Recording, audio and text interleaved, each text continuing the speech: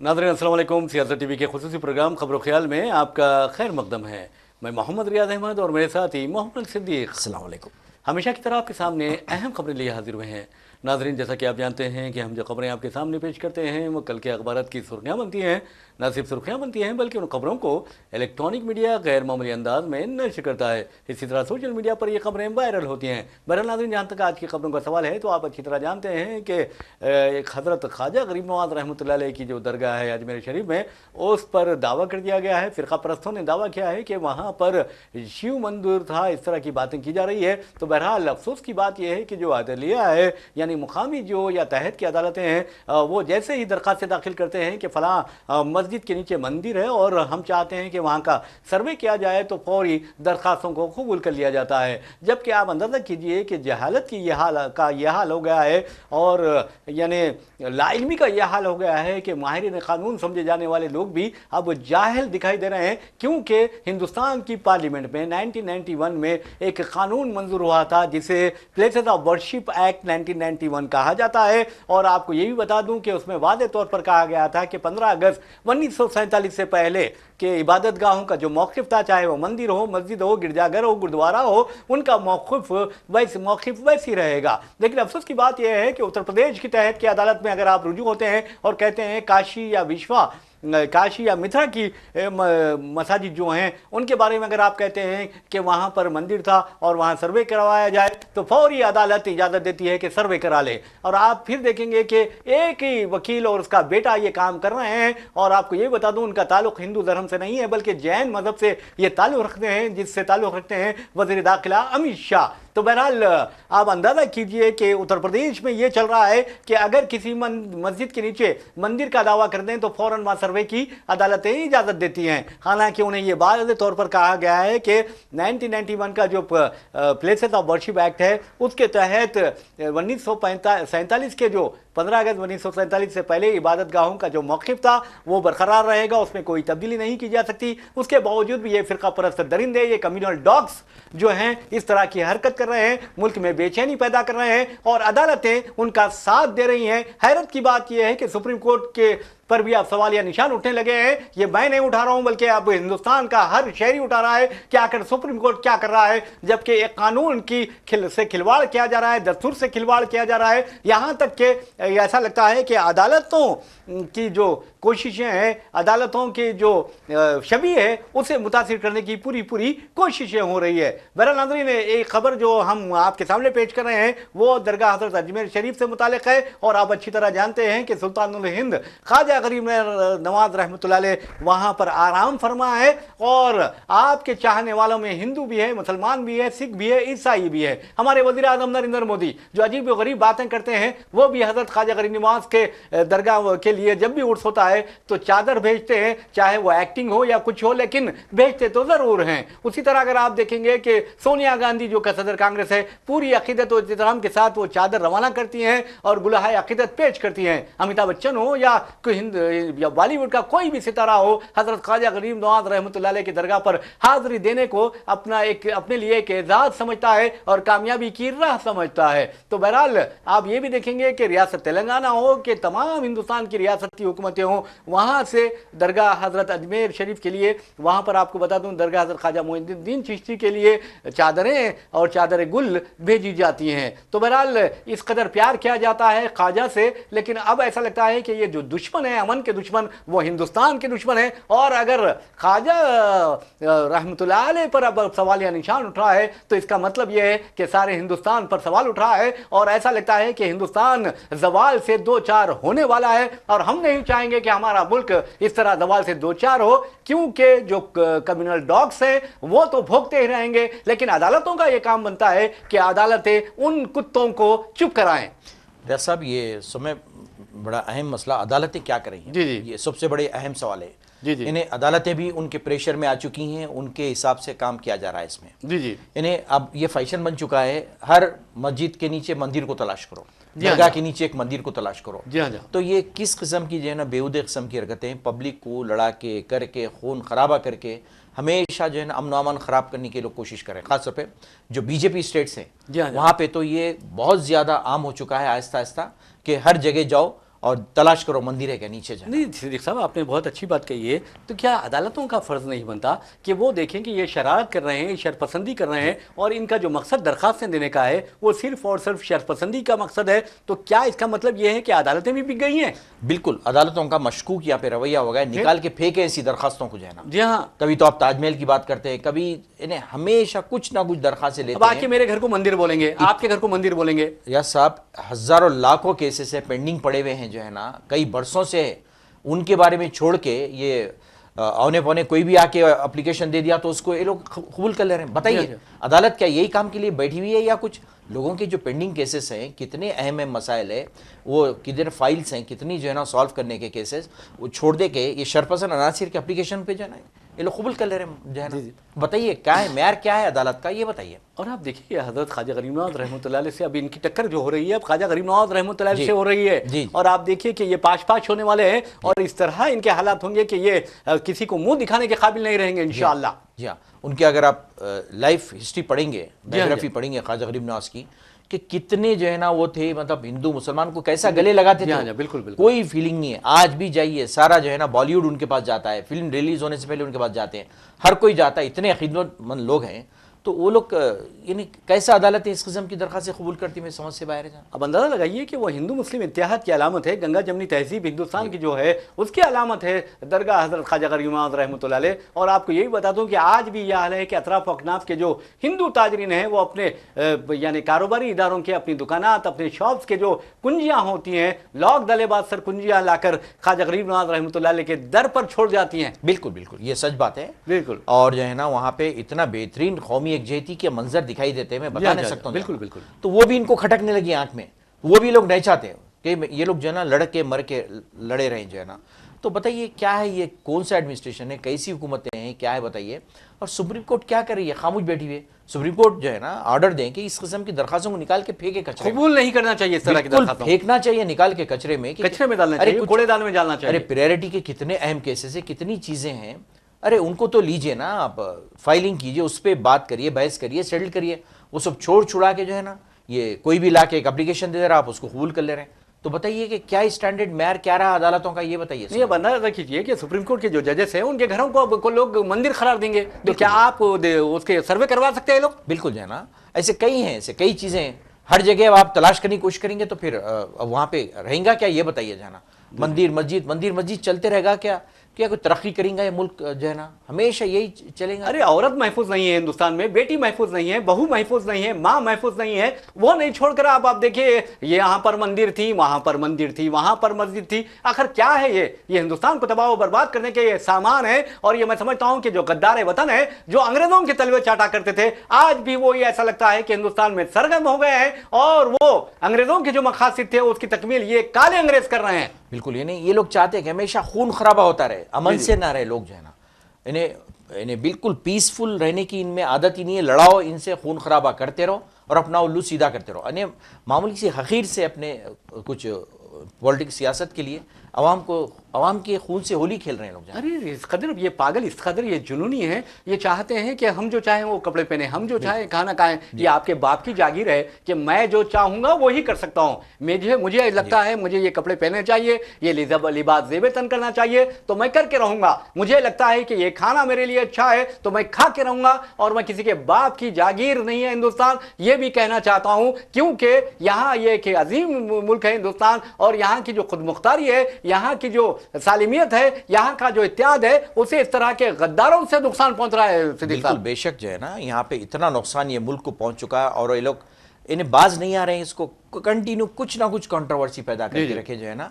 अरे मुल्क किधर तरक्की कर रहा है, क्या है, कितने मसाइल है मुल्क को जो है ना, लॉ एंड ऑर्डर का कितना मसला है, महंगाई है, जॉब्स नहीं है, सब छोड़ छुड़ा के जो है ना मंदिर मस्जिद दरगाहों के पीछे पड़े हुए हैं जो है ना। अरे हजरत ख्वाजा गरीब नवाज के बारे में तुम क्या जानते हो? विक्टोरिया जब दौरा करने आई थी, मलिका विक्टोरिया, उस मौके पर एक वाज़ेह तौर पर उसने कहा था कि हिंदुस्तान में खबर हुकूमत कर रही है। तो यानी आप अंदाज़ा कीजिए कि दरगाह हजरत ख्वाजा गरीब नवाज रहमतुल्लाह अलैह पर जो सिख आते हैं, जो ईसाई आते हैं, जो हिंदू आते हैं, जो मुसलमान जाते हैं वहाँ पर, वो कौमियत जहती की एक बेहतरीन मिसाल है। जी हाँ बिल्कुल, जो गैदरिंग होती है जी हाँ। इतनी बेहतरीन मिसाल है कि इन्हें कई दुनिया में नहीं मिलती इतनी बेहतरीन। हर मजहब के लोग जो वहाँ पे जी हाँ, हाजिर होते हैं बराबर जो है ना, और बड़ी अकीदत से जाते हैं अकीदत से पूरा आते हैं, जी हाँ, कंप्लीटली। तो ये लोगों को खटकने लगी वो चीज़ भी, क्यों मिलते हैं आपस में, लड़ झगड़ के मरो वहाँ भी जो है ना, बोलते ये लोग चाह रहे हैं। अरे मेरे भाई इस तरह नहीं करना चाहिए। तुम तारीख पढ़ो, मुगलिया दौर की तारीख पढ़ो तो मालूम होगा कि अकबर द ग्रेट जो है, अकबर आजम जिसे कहा जाता है, उसने एक मरतबा नहीं, दो मरतबा नहीं, बल्कि 14 मरतबा अजमेर पर हाजिरी दी थी। आपको बता रहा हूँ, ख्वाजा गरीब नवाज रहमतुल्लाह अलैह के दरगाह पर हाजिरी दी थी उसने, और वहाँ जो आश तकसीम की जाती है, वहाँ कतार में ठहकर उसने आश पी थी। जी हाँ बिल्कुल, ये सच है। कई ऐसे वाक़यात हैं जो इन्हें गैर मुस्लिम जो भाई हैं वो लोग भी बराबर जाते थे, अकीदतमंद है, और वहाँ पे जाके जो भी उनकी मन्नतें मुरादें पूरी करते हैं, उनकी तौक़ुआत रहते हैं, सारी चीज़ें करते हैं, और उनको कभी भी किसी ने फोर्स नहीं किया चलो मुसलमान हो जाओ, कुछ भी नहीं। और ये दरिंदे हैं, हर कोई जा सकता वहाँ पे। और ये दरिंदे हैं कि तेरा मेरा मंदिर मस्जिद खाना गोश्त बगाई बकरी बैल, अरे ये क्या है भैया? कोई चीज़ मसरूफियत नहीं है जो है ना, ये बेहूदों को इस किस्म से चीज़ें उछालो, लड़ाते रहो, अब अपना उल्लू सीधा करते रहो जाना। बहरहाल नाज़रीन, हम आपको लिए चलते हैं महाराष्ट्र की राजधानी है मुंबई। मुंबई में आपको कहा जाता है कि ये बम्बई शहर हादसों का शहर है, लेकिन आपको बता दूं कि वहाँ पर किसी की किस्मत बनती भी है, बिगड़ती भी है। कोई दिन देखा जाए तो कोई चंद मिनटों में अमीर बन जाता है और कोई चंद मिनटों में फ़कीर बन जाता है। कोई अपनी ज़िंदगी से महरूम हो जाता है तो किसी को एक नई ज़िंदगी मिलती है। तो बहरहाल जैसा कि मैंने कहा कि अब मुल्क का माहौल ये हो गया है कि आपके खाने पर भी नजर रखी जा रही है, आपके कपड़ों पर भी नजर रखी जा रही है, आपके रहन सहन पर नजर रखी जा रही है, और एक ऐसा लगता है कि जो यानी बुरी नीयत रखने वाले हैं, मुल्क के गद्दार हैं, वो चाहते हैं कि लोगों पर अपनी मर्जी मुसलत कर दिया और कहें कि हम जो कहें वो आप खाएं, हम जो कहें वो आप लिबास वेतन करें। तो बहरहाल आपको बता दूं कि एयर इंडिया की एक लेडी पायलट है जिसकी उम्र सिर्फ 25 साल, और आपको यही बता दूं कि उसका नाम है सृष्टि तूली। और सृष्टि तूली की बदकिस्मती ये रही कि उसका बॉयफ्रेंड है जिसका नाम है आदित्य पंडित, उसकी उम्र 27 साल, और बताई जाती है दोनों की मुलाकात होती है दिल्ली में ट्रेनिंग यानी पायलट ट्रेनिंग के दौरान, और प्यार कर बैठते हैं। लेकिन आपको बता दूं कि एक जो तुली है यानी उत्तर प्रदेश से ताल्लुक रखने वाली ये जो एयर इंडिया की पायलट है, वो नॉनवेज है यानी गोश्त खोर है, गोश्त खाती है, लेकिन उसके बॉयफ्रेंड को जो पंडित है उसे ये पसंद नहीं है। लेकिन ये प्यार का दावा करता है, और ये भी कहा जा रहा है कि तुली ने आज खुदकुशी कर ली और फांसी लेकर अपनी जिंदगी का खात्मा कर लिया। लेकिन तुली के जो करीबी रिश्तेदार है उसका चचा ने इल्जाम आयद किया कि उसका बॉयफ्रेंड आदित्य पंडित उसे हिरासा और परेशान किया करता था, बरसरेआम उसकी तौहीन किया करता था, और खास तौर पर नॉनवेज खाने पर बहुत बरहम रहा करता था। अगर उसे गोश्त से इतना ही नफरत है तो मैं समझता हूं कि उसको संन्यास ले लेना चाहिए था। बिल्कुल, यानी ये कौन होता है उसके ऊपर अपनी मर्जी मुसलत करने वाला? जी हाँ, मर्जी तेरी, उसको खाने दे तो अपना खा ले। अगर उसे प्यार है तो तू भी खा। बिल्कुल चेंज कर सकता अपने आप को। वाकई अगर लव था, बीच में मोहब्बत थी, तो अपने आप को चेंज कर सकता था।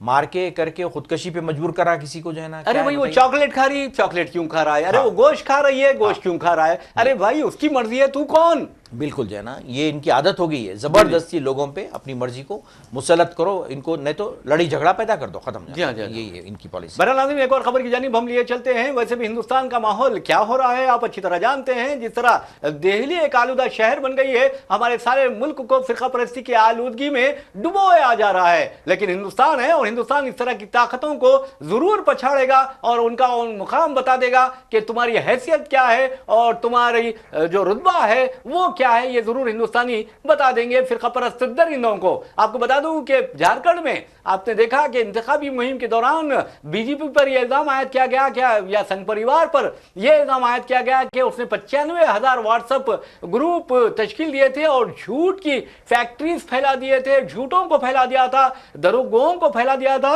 और उन्होंने झूठ इतनी झूठ बोली लेकिन अवाम वहां मुतासिर नहीं हुए, और वहां पर झारखंड मुक्ति मोर्चा के ज़ेर क़यादत अपोजिशन इत्तेहाद को कामयाबी मिली और 81 जो नशस्तें हैं जुमला वहां के, उसमें से 56 नशस्तों पर इंडिया ब्लॉक ने कामयाबी हासिल की, जिसमें आपको बता दूं कि झारखंड मुक्ति मोर्चा ने 41 नशस्तों पर मुकाबला किया था, 34 उसके उम्मीदवार कामयाब हुए। कांग्रेस ने 30 नशस्तों पर मुकाबला किया था, 16 उम्मीदवार कामयाब हुए। आरजेडी के 6 और सीपीआईएमएल के 4 उम्मीदवारों ने कामयाबी हासिल की और बीजेपी का तकिया गोल हो गया। और आपने देखा कि किस तरह हिमंता बिस्वा शर्मा की बकवास रायगां गई, फिर उसके बाद आपने देखा कि किस तरह शिवराज सिंह चौहान की कोशिशें भी रायगां चली गई। तो बहरहाल वहां पर हेमंत सोरेन ने चौथी मर्तबा बहैसियत चीफ मिनिस्टर हलफ ले लिया है। और इस मौके पर आपको बता दूं कि leader of opposition Rahul Gandhi से लेकर सॉरी सदर कांग्रेस मल्लिकार्जुन खड़गे और एसपी सरबराह अखिलेश यादव, चीफ मिनिस्टर मगरबी बंगाल ममता बनर्जी, अरविंद केजरीवाल से लेकर आपको बता दूंगे तेजस्वी यादव तक भी मौजूद थे। तो बहरहाल अपोजिशन इत्तेहाद का बेहतरीन मुजाहरा हुआ है। और आपको यह भी बताना जरूरी है कि इस तरह के जो वाकयात पेश आते हैं, मैं समझता हूं कि जमहूरियत को इस्तेहकाम मिलता है। न सिर्फ जमहूरियत बल्कि वो स्टेट भी फलती फूलती है, खुशहाली आती है वहाँ पे। हाँ जी, हाँ जी। क्योंकि वहाँ पे इस किस्म के लड़ी झगड़े, बेहुदा किस्म के फिरका परस्ती का जहर वहाँ पे नहीं फैलता है। जी जी। 5 साल तक पुरसुकून हुकूमत वहाँ पे चल सकती है। जी हाँ जी। जैसे हम यहाँ पर है, कर्नाटक है, ये लोग सुकून से तरक्की कर रहे हैं लोग जाना। ये मंदिर मस्जिद ने, गोश्त ने, बुरखा ने, ये ने, वो ने, कुछ भी नहीं है। सीधा सीधा तरक्की करो, सबको मौका मिले, उसमें हर एक को बराबर का मौका मिलता है, हर एक उसमें फलता फूलता है। ये छोड़ दे के जो है ना बस मंदिर मस्जिद इस किस्म के हरकतें, जो अब देखेंगे बीजेपी स्टेट है, हर वहाँ पे ऐसी हरकतें कर रहे हैं लोग। क्या तरक्की करी वो स्टेट मेरे को समझ से बाहर है। यूपी का हाल देखिए आप, राजस्थान का हाल देखिए, ऐसा लगता है एमपी का हाल देखिए, बिल्कुल जो है ना जंगल राज एक यानी माजी क्या कोई एक इलाका दिखता है। ऐसा है कि कुछ भी तरक्की नहीं है, कोई भी नहीं है वहाँ पे। बताइए क्या तरक्की हो रही है? वहाँ के सारे लोग हिंदुस्तान में फैल रहे फूल रहे हैं वहाँ के जॉब्स के लिए। बताइए जरा क्यों? क्योंकि वहाँ की हुकूमत नाकारा हो चुकी है। हैदराबाद का रुख कर रहे हैं, बिल्कुल कई हजारों लाखों में आ रहे हैं लोग जो है ना, क्योंकि कुछ भी नहीं है वहाँ पे। लड़ाई झगड़े के, मारपीट, जिना है जो है ना, रेप केसेस के, और कुछ है ही नहीं वहाँ पे जाना। बहरहाल हम लिए चलते हैं आपको उत्तर प्रदेश, जैसा कि सिद्दीक साहब ने कहा है कि वहां पर खवातीन महफूज नहीं है और वहां पर रेप के वाकयात मुसलसल पेश आ रहे हैं। तो आपको बता दूं कि उत्तर प्रदेश से खबर आ रही है और नेशनल मीडिया पर भी यह खबर फिलवक्त छाई हुई है। वजह यह है कि वहां पर न सिर्फ खातून नर्स का इज्तिमाई इस्मत रेजी की गई, बल्कि उसकी शर्मगाह में, उसके नाजुक मुकाम में आप देखेंगे कि मिर्ची डाल दी गई और यह कहा जाता है कि लाठी भी डाल दी गई। जी हाँ, बिल्कुल, बहुत अफसोसनाक। इससे पहले भी इस किस्म के वाकयात हुए, लेकिन कोई इसमें हुकूमत में जो है ना जरा सी जुम्बिश भी नहीं हुई। बस वो एक केस बुक कर दिए, बस चलते बने, और उनके लिए ये आम बात होगी, कोई खास बात नहीं है उनके लिए जाना। मैं समझता हूं कि इनके अपने रिश्तेदारों के साथ इस तरह के वाकयात अगर पेश आते तो इनको दर्द होता है, एहसास होता है, जलन होती। जी हाँ, बिल्कुल जो है ना, जमीर तो खत्म, मुर्दा हो चुका है इनका। जी जी। इनको एहसास ही नहीं है कि औरत के साथ क्या करना, क्या सुलूक करना चाहिए, किस तरह एहतराम करना चाहिए, मुकाम क्या है, इनको तो नहीं मालूम है इनको हर चीज है ना, क्योंकि औरत से इनका कोई ताल्लुक ही नहीं है। जी हाँ, बिल्कुल आपने सही कहा। बहरहाल नाज़रीन, आपको बता दूं कि जहां तक योगी आदित्यनाथ का सवाल है, जैसा कि सिद्दीक साहब ने कहा है कि औरत से उनका कोई ताल्लुक नहीं है, लेकिन बहैसियत चीफ मिनिस्टर उनका ताल्लुक होना चाहिए, क्योंकि बेटियों के तरक्की के लिए उन्हें काम करना चाहिए, माओं की तरक्की के लिए काम करना चाहिए और बहुओं की तरक्की के लिए काम करना चाहिए। यह अलग बात है कि इनका औरत से कोई ताल्लुक नहीं है, लेकिन एक बात जरूर है कि वो अपनी जिम्मेदारियों से पहलू तही नहीं कर सकते। उनकी जमहूरी जिम्मेदारी है, उनकी आपको देखेंगे कि दस्तूरी जिम्मेदारी है कि वो अवाम की तरक्की के लिए काम करें। लेकिन अफसोस की बात यह है कि उत्तर प्रदेश में रेप के वाकयात मुसलसल पेश आते हैं, जिसमें आपने देखा कि 82 साल का बीजेपी का एक लीडर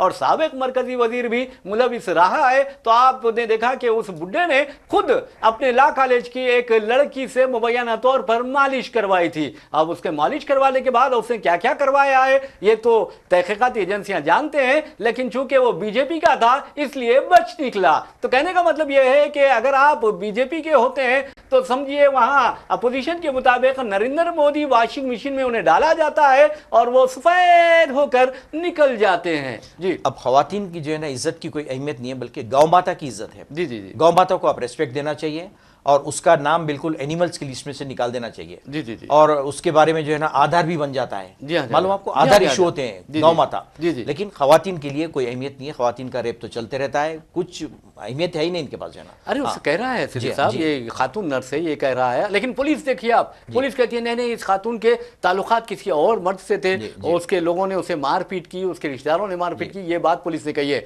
जबकि जिसका रेप हुआ है वो कह रही है कि मेरा रेप हुआ है, वो कह रही है कि मेरे जो वो हैं यानी नाजुक आज़ा है उसमें मिर्ची डाली गई है, वो कह रही है कि उन लोगों ने लकड़ी डाली है, तो फिर पुलिस का क्या काम बनता है? क्या क्या पुलिस उसकी फरीक के साथ मिली हुई है? बिल्कुल, बहुत बदनाम है वहाँ की पुलिस। ऐसे वाक़यात में कई मुलविस है और ये लोग कहानी बनाने में बड़े माहिर है लोग। जी जी, बहुत ही फैब्रिकेट करके एक ऐसी अच्छी सी इंटरेस्टिंग कहानी बना दे के वो सारा इल्ज़ाम जो है ना औरत पे डाल देते हैं।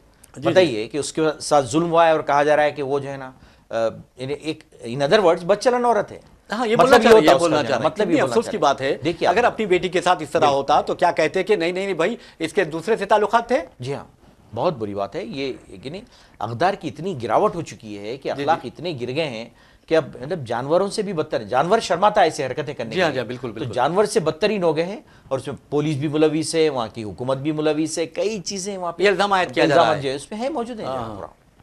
बहरहाल नाज़रीन, आपको बता दूं कि जहाँ तक इस तरह के वाक़यात का सवाल है, मैं समझता हूँ कि ये औरत ज़ात के लिए बहुत बड़ा धब्बा है, क्योंकि औरत चाहे वो हिंदू हो या मुसलमान हो या सिख हो या ईसाई हो, औरत औरत होती है। कभी माँ की शक्ल में, कभी बीवी की शक्ल में, कभी बेटी की शक्ल में, कभी बहू की शक्ल में। आप देखेंगे कि औरत जो होती है एक बहुत बड़ी नेमत होती है कुदरत की, और इस नेमत की हिफाजत करनी चाहिए। इस नेमत के जो इस्मत होती है उसका हिफाजत करना हमारा फ़र्ज़ है। हर औरत ख़वातीन की हर मज़हब में इतनी इज्जत, इतना मुकाम दिया गया है कि इन्होंने भगवान की तरह उसको जो है ना इतना रिस्पेक्ट दिया जाता है ना उसको। लेकिन वो लोग तार तार कर दे रहे इज्जत इनकी जो है ना उतार के औरतों की, ख़वातीन की। बताइए क्या है ये, बताइए कितनी हैवानियत है जो है ना, आप अंदाज़ा लगा सकते हैं इससे। बहुत अफसोस की बात है। बहरहाल नाज़रीन, आपको बता दूं कि जहाँ तक ख़वातीन का सवाल है, ख़वातीन की इज़्ज़त की जानी चाहिए, उनका एहतराम किया जाना चाहिए।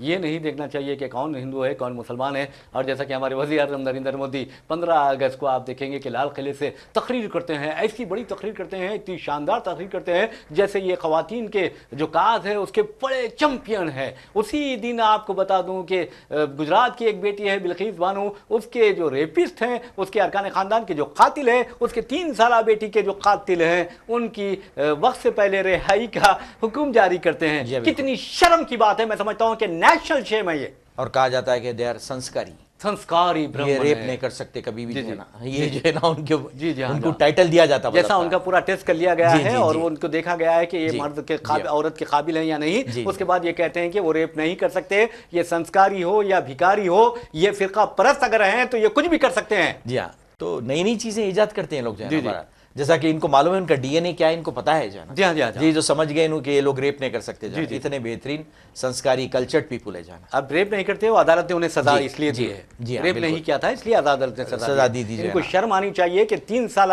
लड़की जो अपनी माँ के सीने से चिमटी हुई थी उसे खींचते हैं और जमीन पर पटक मारते हैं और पटक देते हैं, जिसके नतीजे में वो शहीद हो जाती है बच्ची। जी हाँ, बिल्कुल। और वो गुलपोशी भी की जाती है जब रिहा होते हैं उनकी, वो जो है इससे बड़ी शर्म की बात क्या है? गुलपोशी की जाती है। और मेरे ख्याल से अच्छा हुआ कि वो दोबारा गए अंदर, वरना बाहर रहते तो उनको और बेइज्जती होती थी। बेइज्जती का उनको टिकट मिलता था, एमएलए एमपी का टिकट मिलता था। अरे एक मुजरिम ने तो अपनी बेटी की इंतखाबी मुहिम भी चलाई। बिल्कुल बिल्कुल चलाए जो है ना, और ये कॉमन है वहाँ पे, उनका ये कल्चर है, संस्कार है उनका, जो है ना कुछ बोल नहीं सकते हम जाना। बनाना जी, एक और खबर की जानिब चलते हैं जिस खबर का ताल्लुक महाराष्ट्र से है। और महाराष्ट्र में क्या हो रहा है आप अच्छी तरह जानते हैं। 288 नशस्तों में से 232 नशस्तें, फिर कहा गया कि 235 नशस्तों पर बीजेपी कब्जा कर लेती है। तो आप अंदाजा कीजिए कि क्या हुआ होगा वहाँ जमहूरियत का हाल, जमहूरियत को किस तरह मजरू किया गया होगा और किस तरह सेकुलरिज्म को नुकसान पहुंचाया गया होगा, किस तरह बददियानती की गई होगी, आप अंदाजा कर सकते हैं। आलमी सतह पर भी बेचैनी का इजहार किया जा रहा है और खुद जो इंडिया ब्लॉक है उन लोगों ने वादे तौर पर कहा है कि ईवीएम में गड़बड़ की गई है। हम तो ईवीएम के बारे में कुछ नहीं कह सकते क्योंकि खुद जो लोग वहां वोट डाले हैं, एक गांव में सिद्दीक साहब बताता हूं कि कांग्रेस को तमाम लोगों ने वोट दिया लेकिन कांग्रेस के हक में एक भी वोट नहीं गया और बीजेपी उम्मीदवार वहां से कामयाब होता है। तो फिर क्या है ये? ऑब्वियसली रियाज साहब, कई वीडियोस आए हैं जिसमें जो है ना मैनिपुलेशन किया गया है ईवीएम मशीन में जाना, वीडियोस मौजूद हैं इसके जाना। जी हाँ, उसके बाद जो सुप्रीम कोर्ट कहती है कि नहीं रिजेक्ट कर देती है कि नहीं ये सब सही चलता है, हम इसको जो है ना, अगर आप जीतेंगे तो गड़बड़ नहीं है, ये जीतेंगे तो गड़बड़ है। बिल्कुल जो है ना बैलेट पेपर का सवाल ही नहीं है, ईवीएम पे चलेगा जाना।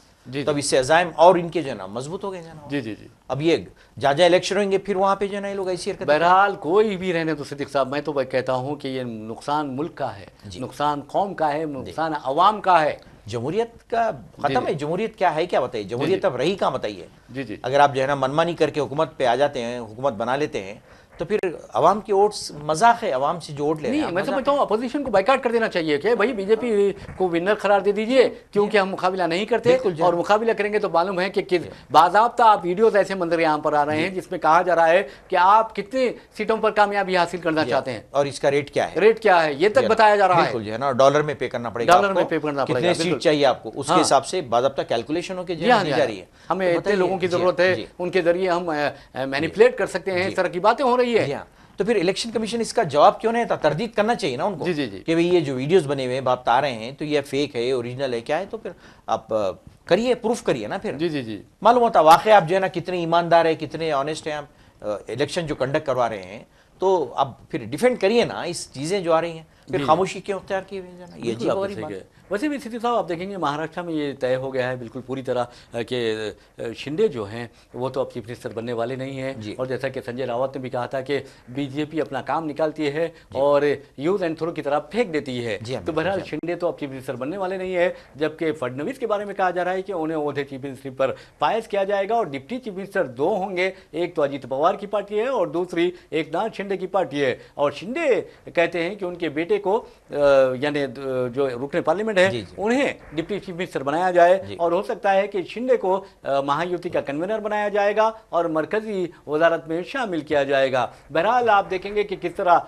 बात चीजें मखसूस होती हैं, इस्तेमाल करके फेंक दिया जाता है, और संजय रावत ने भी उनके बारे में ये बात कही है। जी बिल्कुल, और जरूर कुछ ना कुछ अंदरूनी बेचैनी पाई जाती है, अनरेस्ट है वहां पे, इसलिए तो डिले हो रहा है अभी तक। फाइनलाइज क्यों नहीं करे भाई, अब आप मेजोरिटी है तो फिर आप सीएम को सीट के लिए फाइनलाइज करिए किसको आप जाना, लेकिन अंदरूनी तौर पे वहां पे जरूर कुछ ना कुछ गड़बड़ी चल रही है और इख्तिलाफात वहां पे नुमाया है जाना। संजय रावत ने भी यही कहा है बिल्कुल कि अब मसला क्या है, मेजोरिटी है ना, बनाओ फिर ऐलान करो फौरन से कौन है सीएम तुम्हारा, तो इसका मतलब है कि कुछ ना कुछ वहाँ पे गड़बड़ है जरूर जाए। बहरहाल एक और खबर की जानिब हम चलते हैं जिसका ताल्लुक तेलंगाना से है, और चीफ मिनिस्टर रेवंत रेड्डी ने वादे तौर पर आला अहदेदारों को इंतबाह दिया है कि अगर जो सरकारी स्कूल्स हैं उसमें अगर बच्चे समित ग़िज़ा से मुतासिर होते हैं या फौत होते हैं या फिर उनके साथ गलत सलूक किया जाता है तो फिर अहदेदारों के खिलाफ सख्त से सख्त कार्रवाई की जाएगी और उन्हें खिदमात से बरतरफ कर दिया जाएगा। और वैसे भी नाज़रीन आपको बता दूंगा अपोजिशन इल्ज़ाम आयद कर रही है कि 36 या 38 बच्चे समित ग़िज़ा से मुतासिर होकर अपनी ज़िंदगियों से महरूम हो चुके हैं, और इस पर चीफ मिनिस्टर ने ख़ास तौर पर असातिज़ा से कहा है कि वो तलबा को यानी बच्चे जो हैं मुख्तलिफ इलाकों से आते हैं, रेसिडेंशियल स्कूल्स में तालीम हासिल करते हैं इस उम्मीद से कि वो अपना मुस्तकबिल रोशन बनाएंगे, लेकिन अगर वो अपनी ज़िंदगियों से महरूम हो जाते हैं ये गलत बात है। उनके साथ अगर अच्छा सलूक नहीं किया जाता ये भी बुरी बात है। ऐसे में अगर टीचरों को चाहिए कि वो अपने तलबा के साथ अपने बच्चों की तरह सलूक करें, जैसा आप सीधा से जेल भेजना चाहिए। इतने जो है ना खतरनाक वाक़यात हुए हैं, यानी कई जगह तो छिपकलियां पाए गए जो ना, जी मासूम बच्चे बेचारे गरीब फैमिली से आते हैं, आस में खाने की जो है ना वो खाते हैं, उसमें जो है ना झिंगर छिपकलियां डाल के आप बना दे रहे हैं जो ना, तो बताइए कौन जिम्मेदार है इसके, पकड़िए, पकड़ के जेल में डालिए सीधा। और चीफ मिनिस्टर ने वादे तौर पर कहा है कि हमारी हुकूमत के खिलाफ एक साजिश के तहत इस तरह के बदनाम करने की कोशिश की जा रही है। बराबर हो सकता है जाना, पकड़िए आप पकड़ के डाल दीजिए जो इंचार्ज है उसका, जबकि आपको पैसा मिल रहा है, फंड्स ले रहे हैं गवर्नमेंट से, तो इसका मतलब ये नहीं कि जो है ना बच्चों को बेचारों को समित ग़िज़ा से मुतासिर करके हॉस्पिटल पहुंचा दें। बिल्कुल आपने सही कहा। बहरहाल इसके साथ हम अपना प्रोग्राम खबरों ख्याल इख्तिताम को पहुंचाते हैं। अपने मेज़बान मोहम्मद रियाज अहमद और मेरे साथी मोहम्मद सिद्दीक को इजाज़त दीजिए। इंशाल्लाह फिर मुलाकात होगी, फिर बात होगी, तब तक के लिए अल्लाह हाफ़िज़। अल्लाह हाफ़िज़।